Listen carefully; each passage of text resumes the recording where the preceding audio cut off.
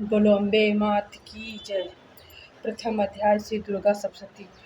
महर्षि मार्कंडेय जी बोले, सूर्य के पुत्र सारणी की उत्पत्ति की कथा विस्तार पर क्या सुनो। सारण महामाया की कृपा से जिस प्रकार मनवंतर के स्वामी, उनका हाल भी सुनो। पहले चैत्रवंशी सुरत नाम के राजा थे। सारी पृथ्वी पर उनका राज्य था। वह प्रजा को अपने पुत्र के समान मानते थे, और जो कोला विध्वंसी दुष्टों का दंड देने वाला राजा सूत को उनके साथ लड़ाई हुई। कोला विध्वंसियों की संख्या कम होने पर राजा सूत युद्ध में हार गए। तब वह अपने नगर में आ गए। केवल अपने देश का राज्य ही उनके पास रह गया। वह उसी देश के राजा होकर राज्य करने लगे। वह आक्रमण करते। राजा को बलहीन देखकर दुष्ट मंत्रियों ने राजा की सेना और खजाना अपने अधिकार में रख लिया। राजा सूत अपने राज्याधिकार को हारकर शिकार खेलने के बहाने घोड़े पर सवार होकर वहाँ एक भयंकर वन में मेधा का आश्रम देखा।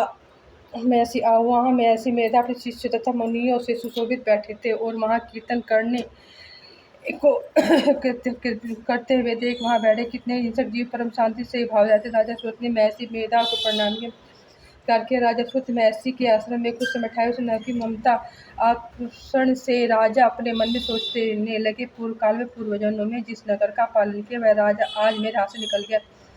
शक्र नहीं करते होंगे। मेरे प्रधानार्थी जो कि सदामती की वर्षा करने वाला था और सूरवीर था, मेरे वैरियों के वश में होकर न जाने कितना दुख भोग रहा होगा।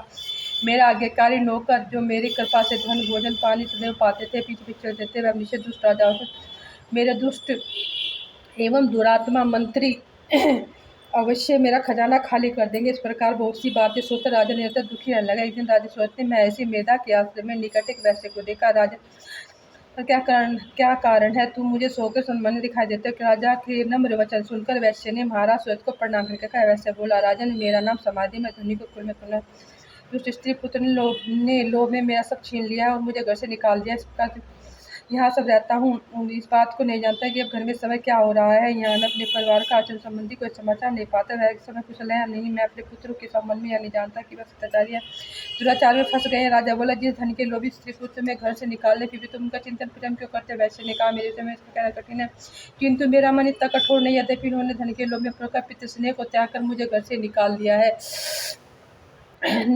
दिया है।